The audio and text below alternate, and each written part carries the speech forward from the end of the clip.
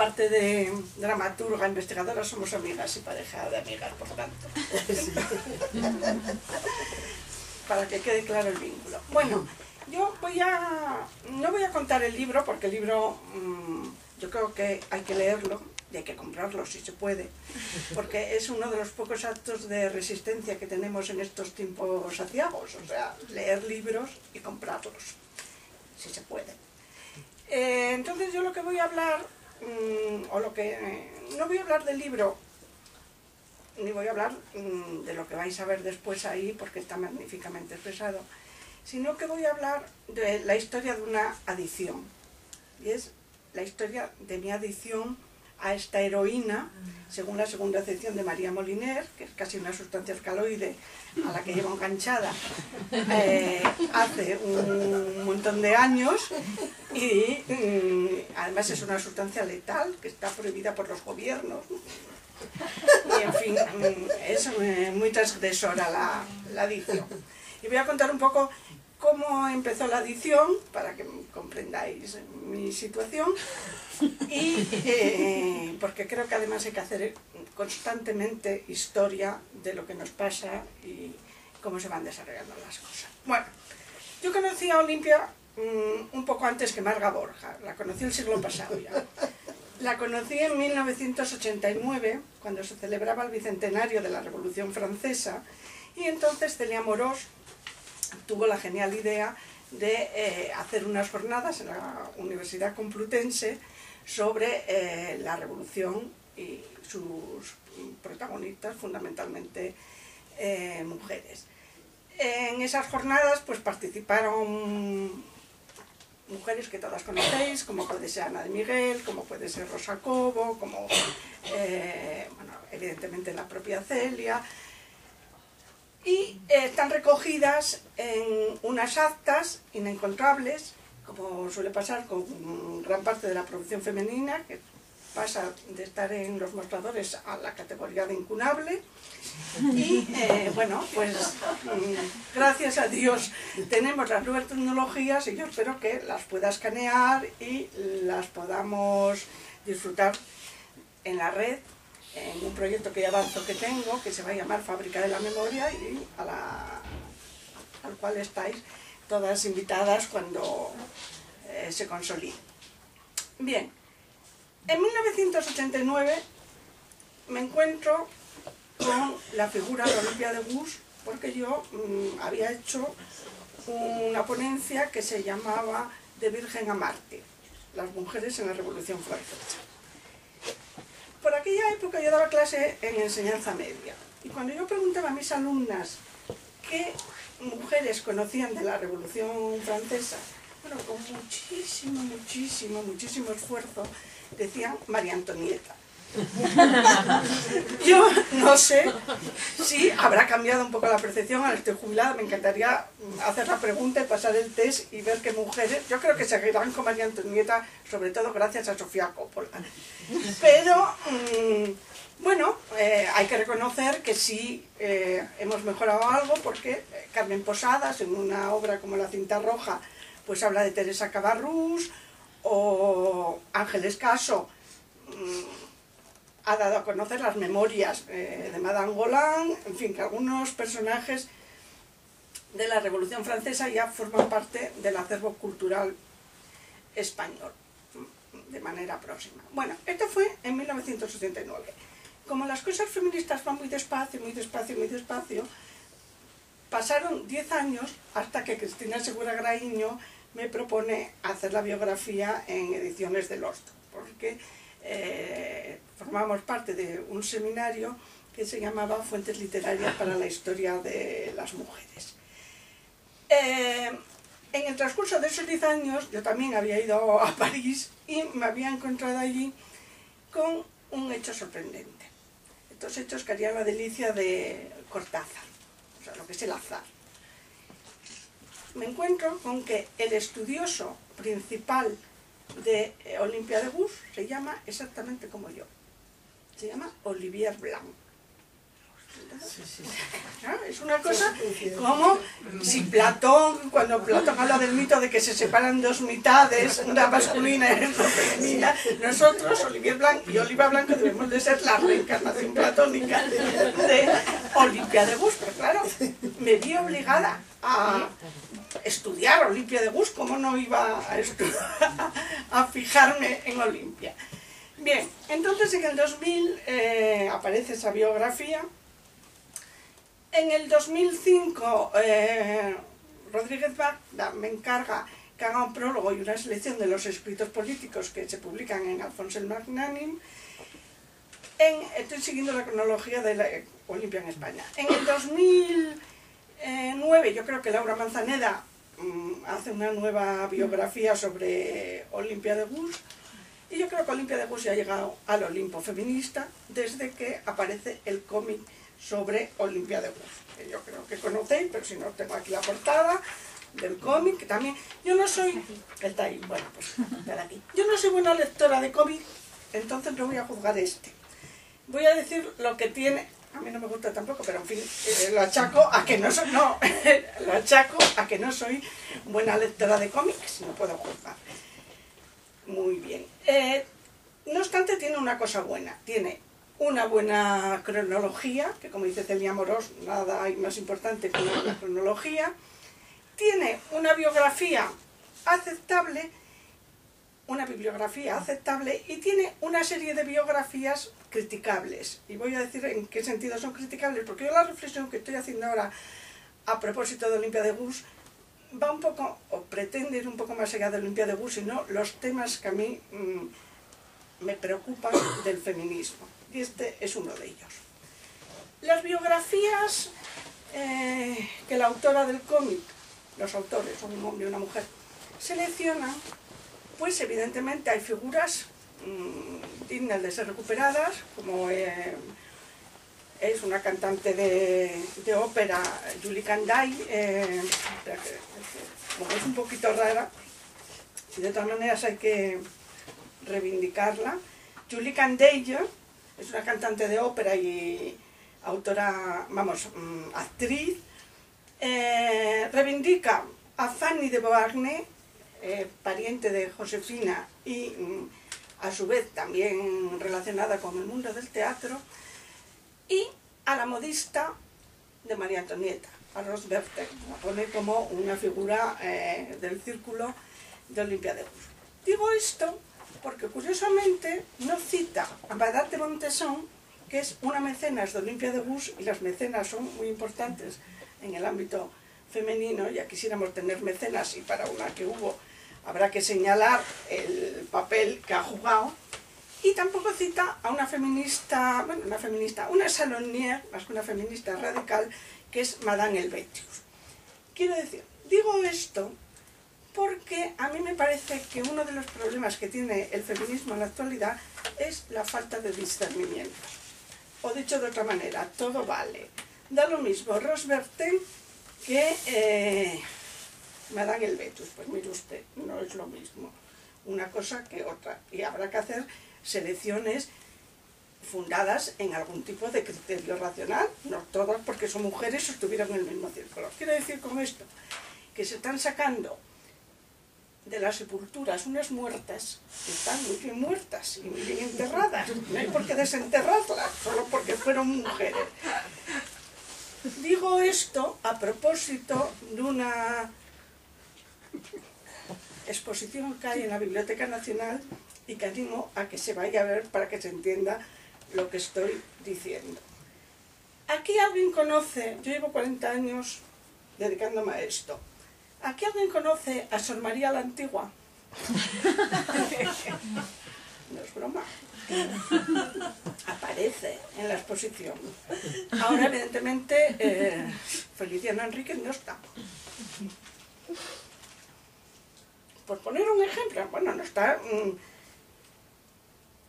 No están otras muchas, o sea, a mí me parece un dislate, sencillamente un dislate. Bueno, esto a propósito de... voy a ir un poco rápido porque si no... ¿Qué me interesa a mí de Olimpia de Gouges hoy? Pues me interesa lo que estamos también hartas de repetir. la creación de una genealogía, pero también cuando hablo de esto me empieza a surgir cierta duda, en el siguiente sentido. Se suele asimilar la genealogía feminista a que ponemos en una hornacina a una serie de santas a las que les rendimos culto y pleitesía sin saber muy bien por qué. Entonces yo creo que esto no es una genealogía, o sea, nosotras si hacemos una genealogía tendrá que ser porque justamente la autoridad se fundamenta en otras autoridades anteriores. Esto viene a cuento, es complicado, esto es una idea que lanzo, esto viene a cuento que en vez de hablar de empoderamiento, que dudo que hayamos tenido poder y por lo tanto lo podamos traspasar, tendríamos más bien que hablar de autorización en el campo del saber. Entonces esto es otro de los problemas que a mí me está rondando. En cuanto a la genealogía, yo evidentemente reivindico que en esa hornacina y en esa genealogía que nos autoriza a ser valientes, decididas y a luchar por la justicia y la igualdad, evidentemente Olimpia de Guz ocupa un papel fundamental. Y también yo creo que es muy reivindicable como modelos en el sentido que dice Amelia Valcárcel, es decir, aquellas personas, aquellas mujeres fundamentalmente, ya que estamos hablando de genealogía feminista, a las que decidimos libremente admirar e imitar. Porque las mujeres hemos tenido multitud de modelos, desde la Virgen María hasta Sor María la Antigua, por lo visto. Pero no sé si son dignas de admirar y mucho menos de imitar. Bueno, unos pocos datos biográficos de Olimpia de Guz también que me interesa subrayar. Olimpia de Guz nace en Montauban. Montauban es una pequeña ciudad del sur de Francia, al lado de Toulouse, que recomiendo ir porque se pueden ver dos cosas. Se puede visitar y rendir homenaje a Azaña, que está allí enterrado en el cementerio de Montauban, y que cuando yo visité Montauban hace unos años, Azaña, pobrecillo, tenía allí la tumba, pero también tenía una calle, y en cambio hace unos años Olimpia de Guz no tenía una calle. Creo que eso ya... creo que ya se ha subsanado, lo mismo que también tiene una plaza ya en París, en el Extrarradio, pero bueno, vamos ocupando eso que Pierre Nogat llama los lugares de la memoria, ¿no? Y es fundamental además que las mujeres estén reconocidas en la ciudad. Bueno, nace ahí, hija no reconocida de un noble... Lefranc de Pompignan. Con ese nombre, evidentemente Voltaire lo tenía muy fácil para decir de él las lindezas que se le ocurrían, como que era el pelma más pelma de los pelmas, y que lo mejor que podía hacer era quedarse en Montauban y no escribir. O sea, pero bueno, ese era el padre de, parece ser, de Olimpia de Guz. Y ahora a lo que voy. ¿Qué interés tiene Olimpia de Guz para nosotras hoy? Voy a dar una serie de datos que a mí me parecen fundamentales. La primera parte de su vida, se casa muy jovencita, la naturaleza no siempre es madrastra, y en este caso concreto una crecida del río Tambre la libra del marido, con la cual adquiere el estatus bastante cómodo, entre comillas, en el siglo XVIII de viuda, y aprovechando ese estatus de viuda y que debía de estar de Montauban hasta donde llegan dueñas, se va a París. Y en París va a vivir 20 años y va a ser un ejemplo de lo que podríamos llamar un ocupa. Es decir, en esos 20 años cambia ni más ni menos que 15 veces de domicilio, en 20 años. Siempre siguiendo, en los primeros años, sus intereses profesionales teatrales, es decir, siempre va a vivir cerca de donde viven los actores o los gestores, bien de la comedia francesa o bien de la comedia italiana, y cuando ya deja de interesarse por el teatro en primera instancia, porque el vendaval revolucionario le atrae enormemente, va a seguir cambiando de domicilio según se van produciendo los acontecimientos revolucionarios. O sea, tiene un espíritu ocupa bastante considerable. Bueno, yo sobre el teatro, como va a hablar Marga, yo sí lo que quiero subrayar son dos cosas. como toda mujer que se dedica a escribir, y ya no podía ser menos, se la acusa de plagio. Muchas de las obras teatrales pues se dice que las ha copiado, incluso algún autor con muy mala baba dice que dan ganas de regalarle una navaja para que se afeite la barba, porque evidentemente está haciendo alusión a la cita de Molière: del lado de la barba está todo el poder, ¿no? Entonces hay esas críticas larvadas, incluso serias, en el sentido de que se la acusa de plagio. Y hay que subrayar, como ya ha apuntado Marga, que es una de las mujeres que se ocupa del tema de la esclavitud de los negros. Tenía algún antecedente, como puede ser Afraben, y que España va a tener seguidoras, como puede ser Gertrudis Gómez de Avellaneda. Yo creo que esta apuesta de las mujeres en la defensa de la igualdad entre los seres humanos y en contra de la esclavitud, que también ha sido muy... Yo creo que esa es una de las novelas menos leídas de Gertrudis Gómez de Avellaneda, dando por supuesto que Gertrudis Gómez de Avellaneda es poquísimo leída. Y estoy haciendo también un paréntesis: en mis libros de bachillerato aparecía, yo ahora no sé si aparece, creo que no, ni aparece ya en los manuales de bachillerato, habría que verlo. Bueno, entonces, en cuanto al teatro, se ocupa de esos temas y de otros muchos. Pero yo voy a fijarme, y acabo, en 3 puntos que nos hacen a Olimpia muy cercana y que coinciden con, pasmaos, el manifiesto feminista del 15M. Bueno, yo tengo el manifiesto feminista del 15M, y entonces el manifiesto feminista del 15M, que está aquí, lo primero que dice es, se preguntan las feministas del 15M, ¿cuáles serían esas propuestas básicas, revolucionarias y pacifistas? En lo económico: la eliminación de los paraísos fiscales, un control férreo de la evasión de los impuestos y de la fuga de capitales, incrementando tras ello los presupuestos de los servicios públicos, la educación y la investigación científica. Esta es la petición del 15M. Bueno, pues el primer texto político que escribe Olimpia de Gouges, el proyecto para una caja patriótica, es un fondo que ella propugna, donde el Estado recaude dinero y esos impuestos recaudados por el Estado estarán destinados a las mujeres. Estarán destinados a crear una casa de acogida a las mujeres, o estarán destinados a un teatro femenino, que ella propugna que exista un teatro femenino donde se representen obras escritas por mujeres, etc. O sea que en ese punto Olimpia de Gouges y el 15M tienen las mismas reivindicaciones. El segundo punto de reivindicación del 15M es en cuanto a la ecología y la paz del mundo.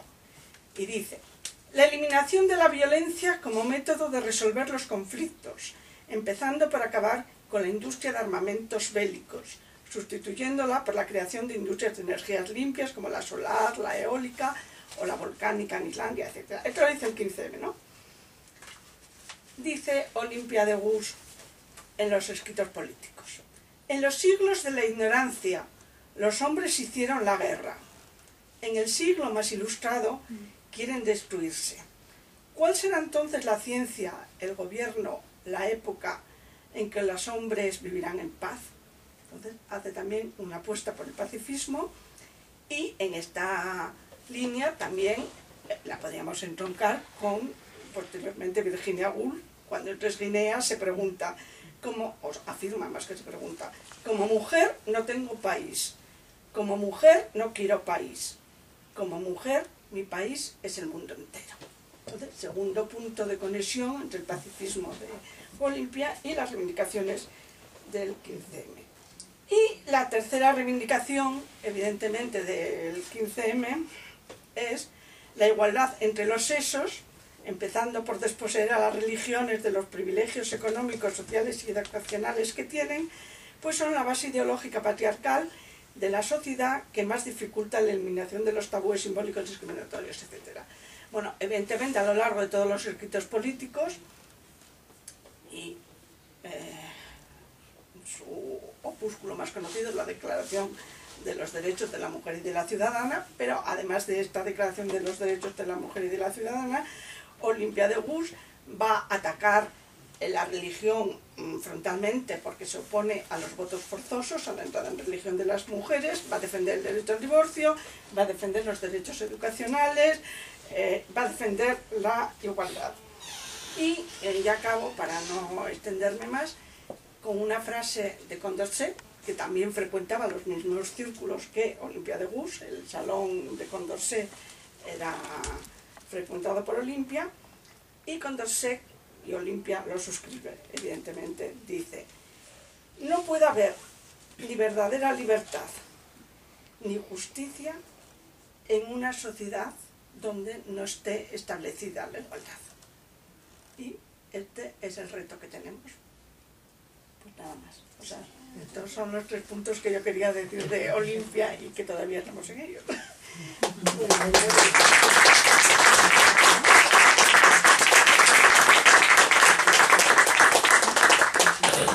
Bueno, pues ahora yo os voy a pedir que deis de vuelta a las sillas porque tenemos allí esta improvisada pantalla.